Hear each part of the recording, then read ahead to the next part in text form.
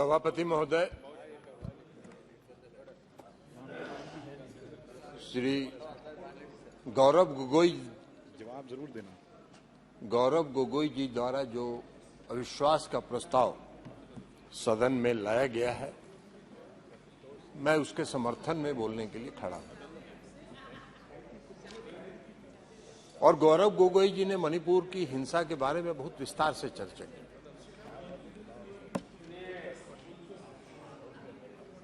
और हम लोग को आश्चर्य तब होता है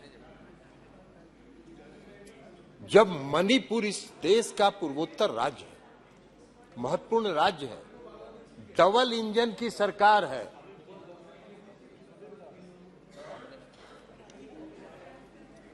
डबल इंजन की सरकार है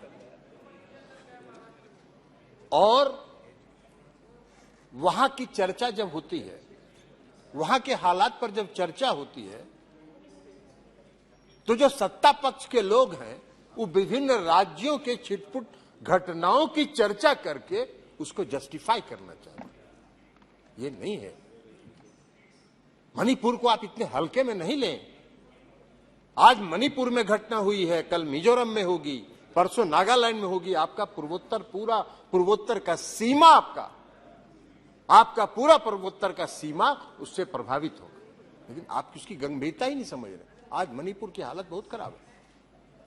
उसकी गंभीरता के बारे में किसी ने चर्चा नहीं की। लंबा लंबा भाषण हुआ, लेकिन मणिपुर की गंभीरता में और मणिपुर की स्थिति के बारे में किसी ने एक शब्द बोलने का, इसलिए कि उनको पता ही नहीं है कि मणिपुर में क्या हुआ। उनको पता ही नहीं है कि मणिपुर में क्या हुआ। मैं भी गया था, मणिपुर गया था, और मैं गया था, दो समुदाय के बीच इतनी दूरी बढ़ गई है, इतनी घृणा फैल गई है एक दूसरे के प्रति कि उसको पाटना बहुत मुश्किल है। जितने हल्के में आप कह रहे हैं उसको आप नहीं पाट सकते। दोनों समुदाय के लोगों में विश्वास की कमी है। हम लोग गए थे, दोनों समुदाय के राहत शिविरों में गए थे। दोनों समुदाय के लोगों का विश्वास राज्य की सरकार के प्रति समाप्त हो गया।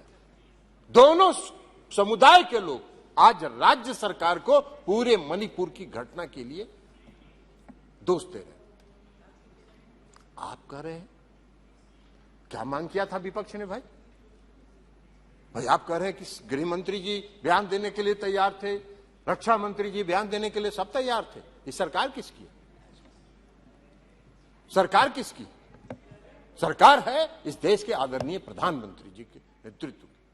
हम विपक्ष के लोग यही चाह रहे थे कि आदरणीय प्रधानमंत्री जी आज 3 मई से आज तक लगातार मणिपुर जल रहा है और इस देश के प्रधानमंत्री एक शब्द नहीं बोल रहे। वहां के जो 150 से ज्यादा लोग मर गए, उनके प्रति संवेदना का भी एक शब्द नहीं बोल रहे। इतनी बड़ी घटना हो गई इस देश के किसी राज्य में, पूर्वोत्तर के राज्य में, आप एक शब्द नहीं बोल रहे। हम लोगों की यही मांग थी कि आदरणीय प्रधानमंत्री जी आए और मणिपुर के बारे में बताएं, मणिपुर के लोगों के प्रति अपनी संवेदना व्यक्त करें। उन्होंने कहा नहीं। और जब राहुल गांधी जी ने कहा कि अहंकार का ये मतलब, ये अहंकार का प्रतीक है, तो बहुत लोगों को चिलमिलाहट लगी, तितली लग गई। नहीं है। मणिपुर में आज बहुत कुछ करने की जरूरत है। मणिपुर के लोगों में विश्वास पैदा करने की जरूरत है। दोनों समुदाय में विश्वास पैदा करने की जरूरत है। मणिपुर के लोगों को पुनर्वासित करने की जरूरत है।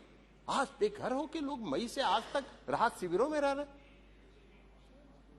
राहत शिविर में गर्भवती महिलाओं का गर्भ रह रही है, वहां प्रसव पीड़ा हो रहा है, वहां बच्चे पैदा हो रहे हैं। यह दुर्भाग्य है। और आप कह रहे हैं उसको अलग अलग राज्यों की छिटपुट घटनाओं को जोड़कर आप कह रहे हैं कि बहुत सही। भाई मौन व्रत तो धारण किया प्रधानमंत्री जी, जरूर किया। क्या नहीं? प्रधानमंत्री जी इस देश के प्रधानमंत्री हैं। उनका यह कर्तव्य दायित्व तो नहीं बनता है कि अपने राज्य में, किसी राज्य में इतनी बड़ी घटना हो गई, उसके बारे में हम एक शब्द बोले? क्या है? ये तो वही पुरानी कहावत है, रोम जल रहा था, नीरो बंसी बजा रहा था। और दिनकर जी की एक कविता है, हम आपको सभापति महोदय सुनाना चाहते हैं। क्या कहा कि मैं घनघोर निराशावादी हूं, तब तुम ही टटोलो हृदय देश का और कहो, लोगों के दिल में कहीं अश्रु क्या बाकी है। बोलो बोलो विस्मय में ये मत मौन रहो। ये है दिनकर जी की कविता। आप मौन धारण कीजिए। आपको इस देश की जनता ने देश चलाने की जिम्मेवारी दी है, लेकिन है, और इसलिए आज अविश्वास प्रस्ताव लाना पड़ा। महोदय अभी आएंगे, बोलेंगे, आप चिंता मत, चुप रहिए, बैठिए ना, अभी आपको बताएंगे। अभी वो भी बता देंगे आपको,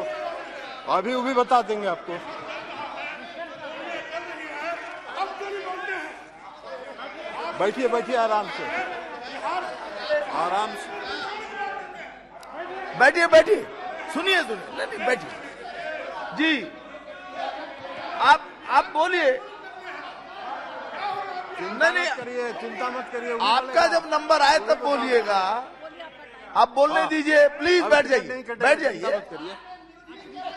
जाइए, कोई चिंता नहीं, ठीक है। टिकट नहीं, जब आपका पक्ष का नंबर आएगा बोलेगा, आप बोलिएगा, उनको बोलने दीजिए जी। बोलिए, उधर ध्यान मत दीजिए, आप बोलिए। सभापति महोदय, अब हम जरा बता दें, आदरणीय प्रधानमंत्री जी, हम बता दें, आदरणीय प्रधानमंत्री, रिकॉर्ड में नहीं जा रही है, 9 वर्षों से राजीव रंजन सिंह जी के रिकॉर्ड में जा रही है जी। 9 साल से इस देश में शासन कर रहे हैं, और इस देश की जनता आज अपने आप को छला हुआ महसूस कर रही है। 2014 में इस देश के प्रधानमंत्री नरेंद्र मोदी जी चुनाव लड़ रहे थे, किसके बल पर जीत रहे थे?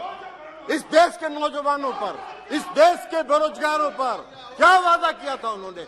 इस देश को उन्होंने वादा किया था 2 करोड़ बेरोजगारों को प्रति वर्ष रोजगार देंगे। 9 साल हो गया, 18 करोड़ का तो हिसाब दीजिए, 18 लाख का भी हिसाब नहीं दे रहे, 18 लाख का भी हिसाब नहीं दे रहे। काहे का? और बना क्या दिया? हाँ, रोजगार दिया एक आदमी को रोजगार जरूर मिला, वो सबसे बेरोजगार था। हम नाम नहीं बोलेंगे किसको रोजगार दिया उन्होंने, ये खुद बताएं कि किसको रोजगार उन्होंने दिया, जो सबसे बड़ा बेरोजगार था, और उसको भारी रोजगार देके पूरा इस देश के नंबर 1 और दुनिया के नंबर 3 पर पहुंचा देने का काम किया। नाम बताइए आप ही, किसको इतना बेरोजगार था जिसको रोजगार दिया? इस देश के नौजवानों को तो रोजगार नहीं मिला। हम लोग भी चुनाव लड़ रहे थे 2014 में, जो बेंगलोर में, महाराष्ट्र में और अलग अलग शहरों में जो लड़के इंजीनियरिंग और मेडिकल कॉलेज में पढ़ते थे, सब अपनी पढ़ाई छोड़ के गांव आ गए थे और सब अपने घर में बैठ गए थे और कह रहे थे अपने अभिभावकों को कि मम्मी पापा वोट दे दो मोदी जी को, हम लोगों को रोजगार मिल जाएगा। रोजगार तो मिल गया।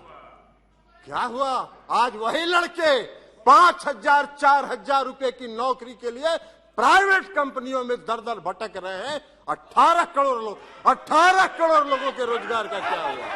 18 करोड़ लोगों के रोजगार का हिसाब दीजिए। बना क्या दिया आपने? अभी रक्षा मंत्री जी नहीं है, रक्षा मंत्री जी नहीं है। रक्षा मंत्री जी को मालूम है इस देश में जो नियमित सेना में बहाली होती है, लाखों नौजवानों ने नियमित बहाली में दौड़ में पास किया, उनका मेडिकल हो गया, उनका नियुक्ति पत्र जारी होना था, उसको फाड़ के फेंक दिया गया और 4 साल के लिए अग्निवीर बना दिया गया। बाहर रोजगार के प्रति आपका नजरिया कौन सा? रोजगार के प्रति आपका नजरिया है, यही है आपका रोजगार के प्रति आपका नजरिया। महोदय, देश के प्रधानमंत्री ने 2014 में घूम के भाषण दिया। अरे बोलिए ना कि नहीं बोले थे कि 2 करोड़ लोगों का अगर साहस है, हिम्मत है तो कहिए कि हमने नहीं कहा था कि हम 2 करोड़ लोगों को रोजगार देंगे। काला धन लाएंगे, काला धन पूरे देश से लाएंगे, पूरे दुनिया में जितना काला धन है वो लाएंगे। हर गरीब के खाते में 10 से 15 लाख रुपया पहुंचाएंगे। एक आदमी को भी नहीं मिला। काला धन लाने की तो बात छोड़ दीजिए। विजय माल्या, नीरव मोदी और मेहुल चौकसी आपके आंख के नीचे से काला धन लेके विदेश चला गया, आपका बैठे रह गया। आप देश की जनता को छल रहे हैं, देश की जनता को छलने का काम कर रहे हैं। और उसके बाद इस देश के गृह मंत्री जी 2014 के चुनाव के बाद हमने देखा एक टीवी चैनल पर इंटरव्यू उनका। एक टीवी चैनल वाले ने पूछा देश के गृह मंत्री जी से कि माननीय गृह मंत्री जी, आपने इस देश में नौजवानों को 2 करोड़ लोगों को प्रति वर्ष रोजगार देने का वादा किया था। आपने हर गरीब के खाता में 10 से 15 लाख रुपए भेजने का वादा किया था। क्या हुआ? क्या कहा उन्होंने? उनका जवाब था कि चुनाव के टाइम में इस तरह के जुमले कहे जाते हैं जिसका कोई मतलब नहीं है। मेरे इसमें है, कहिएगा दिखा देंगे इसमें है आपका गृह मंत्री जी का इंटरव्यू, आपके गृह मंत्री जी का इंटरव्यू है, दिखा देंगे। आपके गृह मंत्री जी का इंटरव्यू दिखा देंगे। जुमला कहेंगे।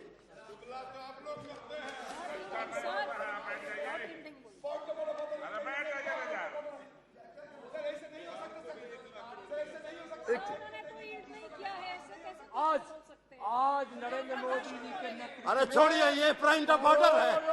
ये सभापति महोदय, ये सब धंधा नहीं चलेगा। बीच में कोई पॉइंट ऑफ ऑर्डर के नाम पर खड़ा होके और अनर्गल बात करेंगे, ये नहीं चलेगा। ये सब जुमलेबाज हैं। ये क्या बोलेंगे? जुमला कहते हैं। इनके 1 नंबर के मंत्री ने इस देश में कहा कि जो चुनाव में हम वादा करते हैं वो जुमला होता है। यह कह रहे हैं महंगाई। आज देश में सबसे बड़ी समस्या क्या है? महंगाई। आप उज्ज्वला योजना की चर्चा अब आप नहीं करते हैं, क्योंकि उज्ज्वला योजना में जितना सिलेंडर आपने बांटा, 5% घरों में भी आज वो सिलेंडर नहीं जल रहा है। क्यों? 1400 रुपए 1300 रुपए सिलेंडर का दाम हो गया। अब आप उसका नहीं, पहले बहुत पीठ थपथपाते थे, अपना हर भाषण में कहते थे उज्ज्वला योजना, उज्ज्वला योजना, उज्ज्वला योजना। अब शांति में कायम हो गया। आप बात कर रहे हैं भ्रष्टाचार की। आजकल आप देश भर में घूम घूम के भ्रष्टाचार की चर्चा कर रहे हैं। महाराष्ट्र में क्या हुआ? अरे 70,000 करोड़ प्रधानमंत्री का भाषण सुने। 70,000 करोड़ का महाराष्ट्र में घोटाला हो गया। महाराष्ट्र में 70,000 करोड़ का घोटाला हुआ और 3 दिन के अंदर सबको वॉशिंग मशीन में डाल के 1 सेकंड में बाहर निकाल दिया। सबको सरकार ने शामिल कर ली। वाह, कर्नाटक का चुनाव लड़े थे ना अभी। कर्नाटक के चुनाव में भ्रष्टाचार सबसे बड़ा मुद्दा था। प्रहलाद जोशी जी यहाँ बैठे हैं, उनको पता होगा। भ्रष्टाचार 40,000 वो भी बताएंगे, वो भी बता रहे हैं आपको, चिंता मत करिए, वो भी बता रहे हैं।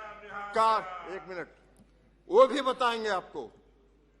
आप कर्नाटक में 40 लाख की चर्चा हर घर में थी, हर सड़क पर थी, हर चौक पर थी, हर चौराहे पर थी। आप भ्रष्टाचार की बात कर रहे हैं।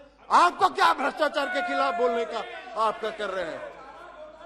कल वो भी बताएंगे, चिंता मत करिए राकेश जी, वो अभी बताते हैं अभी आपको।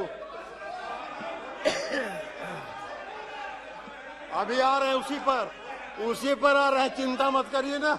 अरे बैठिए ना, उसी पर आ रहे हैं। Address the chair only. कृपया अभी देखिए, अध्यक्ष पीठ की तरफ बात करें। कहाँ यहाँ बैठे? आप निशिकांत जी कल भाषण दे रहे थे। आप अपनी बात कहिए। खाली फंडिंग करते थे। अरे भाई, किस कंपनी के बिहाफ में आप फंडिंग करते थे? उसका भी तो जरा नाम बताइए। फंडिंग करते थे तो इसलिए अब गृह मंत्री जी ने, अब सुन लीजिए, गृह मंत्री जी ने चर्चा किया दिल्ली विधेयक पर चर्चा के दौरान कहा, अरे भाई चुड़िए ना, सुन बैठिए ना, बैठिए बैठिए। गए थे, आप भी गए थे, कहाँ गए थे वो हम बोल दें क्या? आप ललन बाबू, आप इधर बात कुमार जी कीजिए क्या ना। गए थे कि भाजपा वाला हमको अरे बहुत तंग कर रहा है, बात कीजिए, ज्वाइन करा लीजिए। बात कीजिए, इधर ध्यान दीजिए। 2022 में जब हम लोगों का गठबंधन बना 9 अगस्त को, 1 मिनट, 9 अगस्त 2022 को, तब से इनको तितली लग गई, तब से इनको भारी तितली लग गई है। पूरा देह खजुला रहा है, सबका देह खजुला रहा है। 2017 में अभी बताएंगे आपके भविष्यवाणी का भी, आपके गृह मंत्री जी कितने बड़े भविष्य वक्ता हैं। 2022 में जब हुआ तितली लग गई, तितली लग गई, इसलिए कि 2015 में जब 3 नहीं, ये बात ठीक नहीं। गठबंधन था, आपको अवसर मिलेगा साफ हो गए तब आप अपनी बात रखिएगा। झाड़ू से आपको अवसर मिलेगा, अपनी बात रखिएगा। बिहार से। अभी सुनिए, 2017 में जब हम लोग 2015 में जब हम लोग का, ओहो ठरण यार, आप कहा के लिए बीच में बोल रहे हैं। 2015 में जब बिहार में गठबंधन हुआ आरजेडी का, जनता दल यू का और कांग्रेस पार्टी का, तो गृह मंत्री जी 3 महीना बिहार में कैंप किए, 3 महीना बिहार में कैंप किए। और खड़े बैठिए ना, आप दिल्ली का बैठे, बिहार के बारे में क्या जानते हो? ABCD जानते हो ही नहीं, ABCD जानते हो? ABCD जानते हो? बैठ। आप बार उधर क्यों देखते हैं? तो आप इधर बात करिए ना। तो जब गठबंधन जी। हुआ 3 महीना भी वहां 3 महीना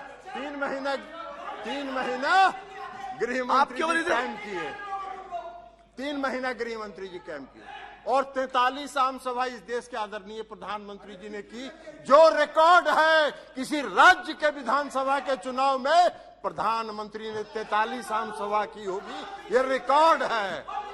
और सीट आया 52 गो, 52 सिमट गए। और जब इनका नहीं चला तो इन्होंने लालू जी के परिवार के यहाँ छापा मरवाने का काम किया।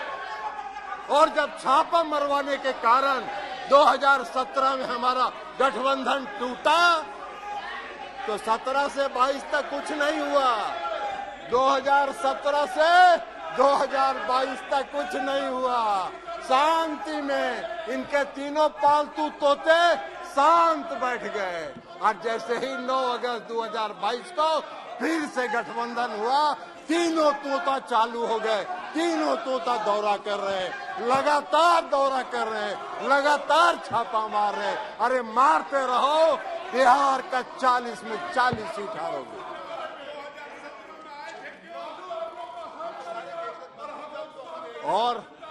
और आपको बता दें, और आपको एक बात बता देते हैं सभापति महोदय, और आपको एक बात बता देते हैं, इसके देश के गृह मंत्री जी जो हैं वो बहुत भारी भविष्यवक्ता भी हैं, ज्योतिष का ज्ञान है उनको।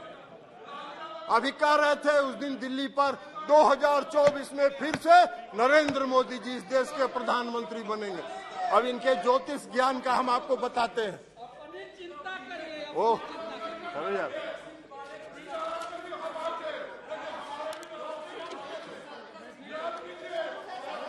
बैठिए, बैठ जाइए, बैठ जाइए, बैठ जाइए, बैठ जाइए, आप बैठ जाइए, बैठ जाइए प्लीज, बैठिए, बैठिए, बैठिए। 2000 रिकॉर्ड में नहीं जा रहा है। 2000 बोलिएगा तो रिकॉर्ड में आएगा, तब बोलिएगा जी। 2015 में इन्होंने गृह मंत्री जी ने, अरे कुछ रिकॉर्ड में नहीं जा रहा है। जी ने भविष्यवाणी बैठिए कि जिस दिन बिहार के चुनाव की गिनती होगी उस दिन 11 बजे नीतीश कुमार जी त्याग पत्र देंगे, 12 बजे प्रधानमंत्री भारतीय जनता पार्टी की सरकार बिहार में बनेगी। इनका भविष्यवाणी फेल कर गया, भविष्यवाणी फेल कर गया गृह मंत्री जी का। 52 को मात्र सीट आया। 2021 में बंगाल में चुनाव लड़ रहे थे, कहे 2/3 बहुमत से सरकार बनाएंगे, हार गए। 2022 में हिमाचल गए, वहां कहे सरकार बना रहे हैं, भविष्यवाणी फेल कर गया। कर्नाटक गए, वहां कहे 2/3 से सरकार बना रहे हैं, हार गए। 2024 भी आप जरूर हारेंगे, आपका भविष्य यही बता रहा है। और आप एक बात बता देते हैं, 2-3 मिनट में कंक्लूड करेंगे सभापति महोदय। आई गृह मंत्री जी का आदत है सब, इनका गृह मंत्री जी का यही आदत है। बिहार में अभी 3 बार गए, 3 दौरा कर लिए हैं। एगो पहला दौरा में गए, बैठिए, पॉइंट ऑफ ऑर्डर कर लिया। क्या पॉइंट ऑफ ऑर्डर है? नहीं, क्या पॉइंट ऑफ ऑर्डर? जी जी, क्या 352(2) जी, 352(2) सर, आप बैठिए ना, बैठिए आप। इन्होंने कई एक बातें जो है डिफेमेटरी माननीय गृह मंत्री जी के लिए की है। 352(2) ये कहता है कि वो सदन के सदस्य हैं, बिना ये नोटिस के उनके बारे में इस तरह की बातें जो बाहर बोली गई हैं वो नहीं बोल सकते हैं। माननीय रंजन जी जो है, ललन जी, इस सदन के मेरे से ज्यादा वरिष्ठ सदस्य हैं, यहाँ के नियम कानून के बारे में उनको ज्यादा जानकारी है, इसलिए जो भी बातें उन्होंने कही वो एक्सपंज कर देना चाहिए और उनको इस तरह की बातें नहीं करनी चाहिए। देख लेंगे इसको। जी, हो गया, ठीक है। अरे छोड़िए ना, 1 मिनट। जी, जी, जी। ओ छोड़ दीजिए ना जी, कुछ नहीं बोले हैं, इनका छोड़ दीजिए। हाँ, और सभापति महोदय 3 बार गए गृह मंत्री जी बिहार। पहला बार गए पूर्णिया में भाषण दिए, कहे कि पूर्णिया का हवाई अड्डा मोदी जी ने बनवाया कि नहीं बनवाया। जनता हंस रही थी, जिसका काम भी शुरू नहीं हुआ उसको ही बनवा दिया हवाई अड्डा। अरे ऐसा बड़ा भारी जुमलेबाज तो देखे ही नहीं भाई। जिस हवाई अड्डे का काम भी शुरू नहीं हुआ उस हवाई अड्डे को बनवा दिए। या यही अध्यक्ष थे, ये जो बैठे हुए हैं ना, ये अध्यक्ष थे, यही फीडबैक दिए होंगे। और उसके बाद गए अभी लखीसराय में, लखीसराय में जाके इन्होंने क्या कहा, मुंगेर में इंजीनियरिंग कॉलेज मोदी जी ने बनवाया कि नहीं बनवाया, मेडिकल कॉलेज बनवाया कि नहीं बनवाया, हर घर नल का जल मोदी जी ने पहुंचाया कि नहीं पहुंचाया। तीनों झूठ है, तीनों सफेद झूठ है। मुंगेर का मेडिकल कॉलेज 1 रुपया केंद्र का नहीं है, मुंगेर का इंजीनियरिंग कॉलेज 1 रुपया केंद्र का नहीं है। मुंगेर बिहार में हर घर नल का जल 1 रुपया राज्य की सरकार ने केंद्र से नहीं लिया। इन्होंने ऑफर किया, उन्होंने ठुकरा दिया, कहा नहीं लेंगे। तुम्हारी फितरत है, केंद्र सरकार की फितरत है। राज्य की कोई योजना चलती है, उसमें कुछ पैसा दे देते हैं। अब पैसा दे के कहते ही तो मेरा योजना है। नीतीश जी ने कहा 1 रुपया नहीं लेंगे, हम अपनी ताकत पर करेंगे, और ये काम उन्होंने किया। शर्म ही नहीं आता है। ये भी गए थे लखीसराय में, यही बताए होंगे कि मेडिकल कॉलेज बनवा दिया, इंजीनियरिंग कॉलेज बनवा दिया, हर घर नल का जल बनवा दिया। ललन जी फीडबैक देते हैं। इस देश के गृह मंत्री जी इसी तरह के बयान करने के आदी हैं। अरे जम्मू एंड कश्मीर में पीडीपी कौन था? क्यों समझौता किए थे? आपका नेचुरल एलाई था क्या? आपका स्वाभाविक गठबंधन था जी। बात बना रहे हैं और यहाँ भाषण देते हैं सब जम्मू एंड कश्मीर का। मुफ्ती महबूबा मुफ्ती से गठबंधन किया कि नहीं किया? क्यों किया? आप लालू जी हमारे साथ रहे, धन्यवाद। हम लोग एक पार्टी में रहे हैं, इस पार्टी का निर्माण हम लोगों ने किया था जी। रहेंगे, आपका खाता बहुत धन्यवाद जी। तो इसी के साथ श्री रामकृपाल यादव बस कंक्लूड कर रहे हैं। इसी के साथ सभापति महोदय, मैं अविश्वास प्रस्ताव का समर्थन करता हूं और इनकी 2024 में विदाई का ऐलान। श्री रामकृपाल यादव जी, धन्यवाद।